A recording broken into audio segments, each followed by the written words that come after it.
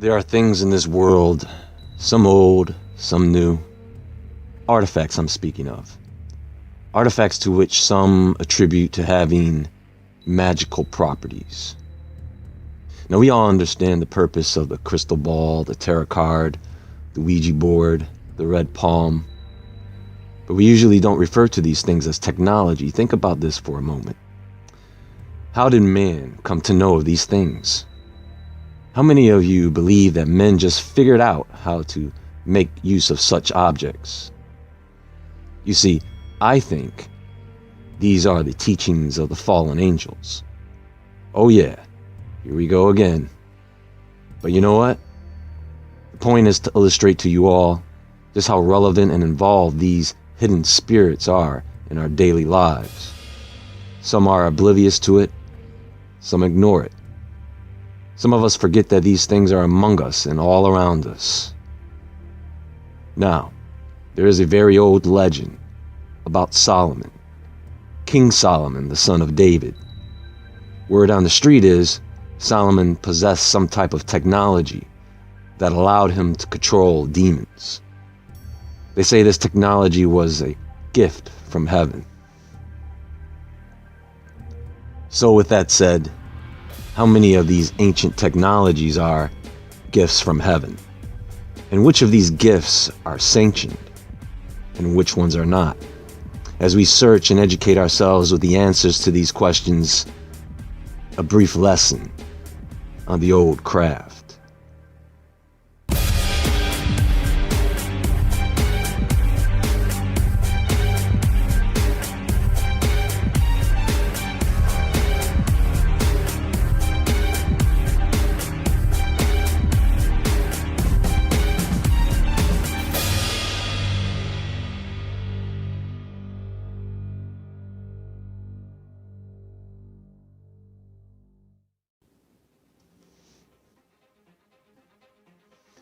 King Solomon, Shlomo, one of the wisest kings ever known to exist. He is regarded to being wiser than the sages of Egypt and the Middle East. I'm sure the majority of you know the story of King Solomon when two women stood before him, claiming to be the mother of the same child. Upon proposing the idea of separating the child into two halves, he was able to uncover the identity of the real mother. Now the story is Solomon had made a sacrifice to God, and so one night God came to him in a dream. He would then ask Solomon what he wanted the most. God gave him the opportunity to request anything he wanted: riches, women, the death of his enemies. But Solomon chose to ask God for wisdom. Pleased about this, God gave him super wisdom, and then some. As one of the human authors of the Bible, he has made several contributions to the text. Proverbs, Ecclesiastes, the Song of Solomon, Psalms. There is also the apocryphal Testament of Solomon. He was also credited for building the first temple in Jerusalem. Solomon at one time thought that he was the Messiah. Close, but no cigar. He was never intended to be, and besides, he had his flaws that led to the downfall of his kingdom. See, one of the things Solomon was also known for was his harem of women. He apparently had hundreds of wives, 700 princesses to be exact, along with 300 concubines. Now, I don't know how that works, but Solomon did break some rules when it came to marriage, so there were consequences to that. You see, Solomon got greedy. He wasn't supposed to take all those wives. It was in violation of God's law. But here's the thing. It's not the fact that he took too many wives. It was because of having so many wives, some of those wives began to lead him astray. He started turning away from God and started listening to his wives. One of them was even able to get Solomon to participate in the sacrificial practices to one of those lowercase g's. One of the worst ones, too, Molech. Now, this is supposed to be a very wise man, folks, but he did something pretty stupid, if you ask me. He let his wives influence him to get involved with the lowercase g's they worshipped, and so God told him since he did not keep his covenant with him, he would strip the kingdom from him and give it to his successor. Let me ask you all a question, and I'm not trying to be funny. Solomon was supposed to be the wisest man ever, right? But does that sound like the actions of a wise man? Who's kidding who here? But I can't blame him. I mean, even angels were so captivated by women, they did something even more stupid that had a much greater impact on everything. In hindsight, however, Solomon left us with this advice. Here is the conclusion of the matter. Fear God and keep his commandments, for this is the whole duty of man. So later on, outside of biblical accounts, Solomon was known for being a sorcerer, an exorcist of demons, along with the several amulets and medallions invoking his name, which brings us to the Seal of Solomon. According to ancient texts, there were a certain number of angels who fell. They then proceeded to breed giants. These giants became dependent upon man. Once man ran out of resources, these giants began to devour mankind, literally.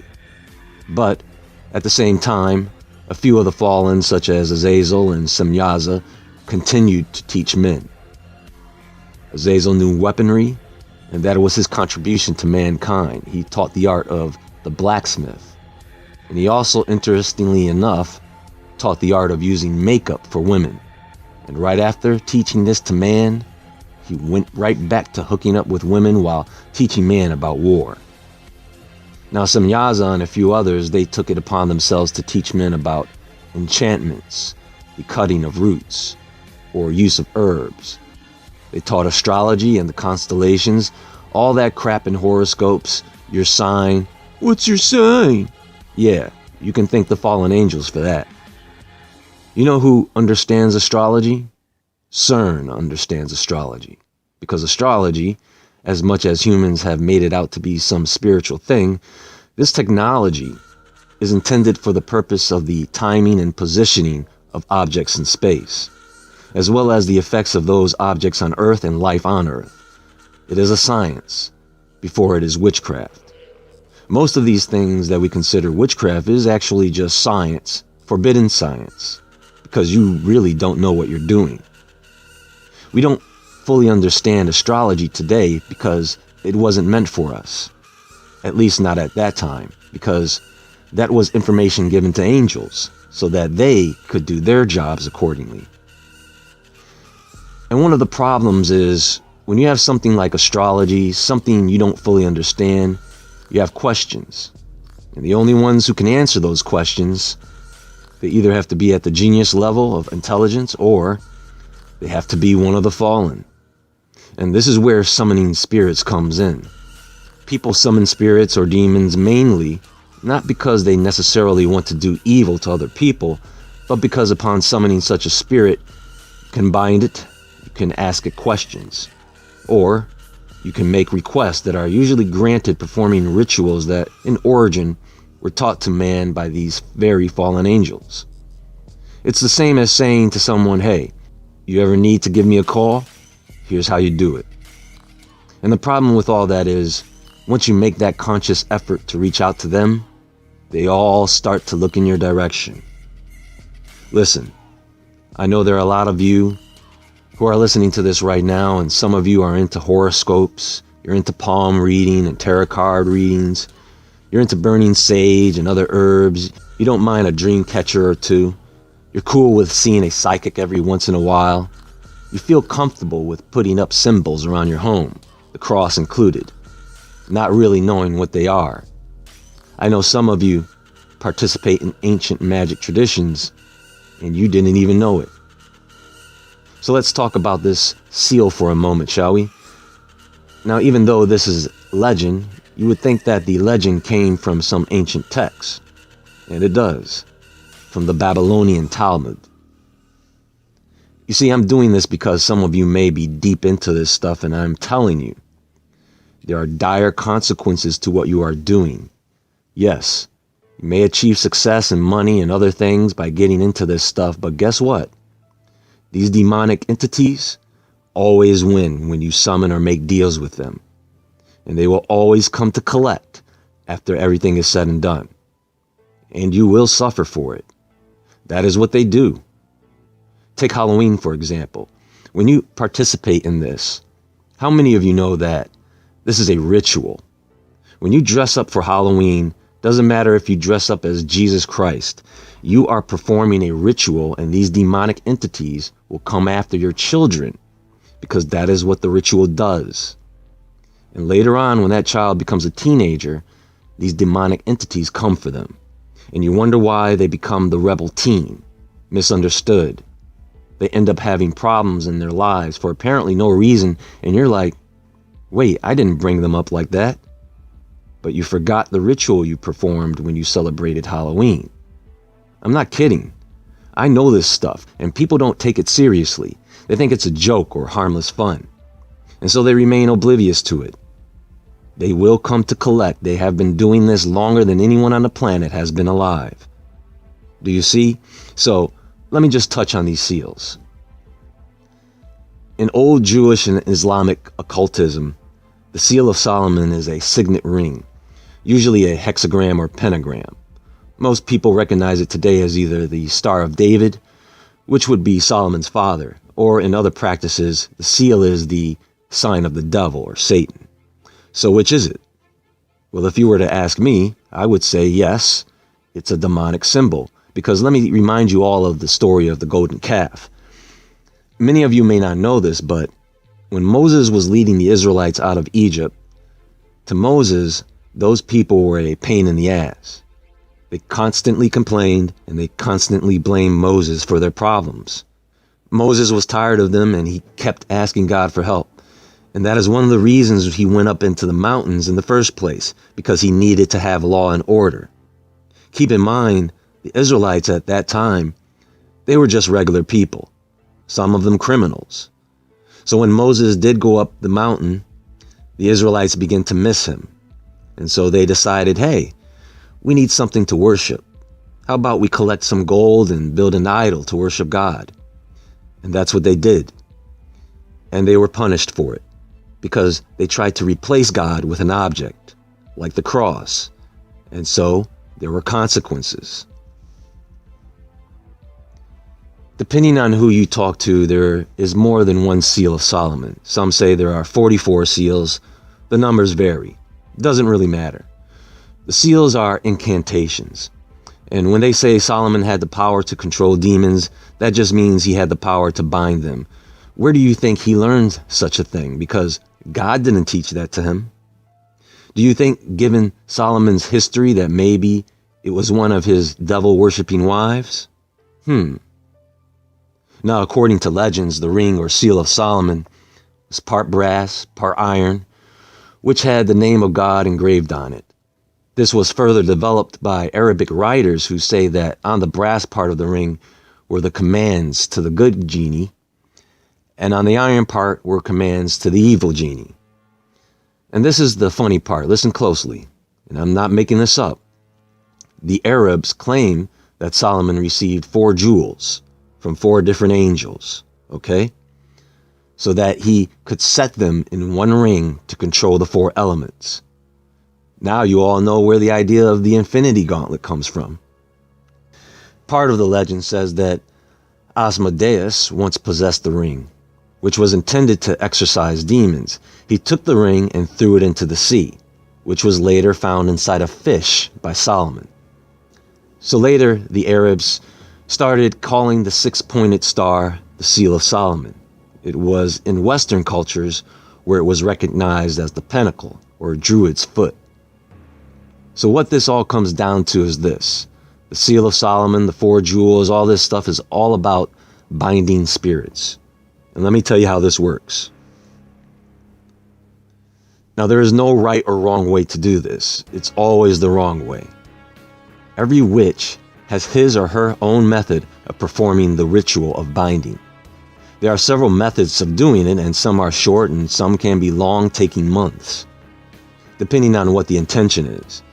They usually start off by setting the atmosphere, by using a Ouija board, tarot cards, or burning candles, meditation, going into a trance. The idea is to get the spirits in the room.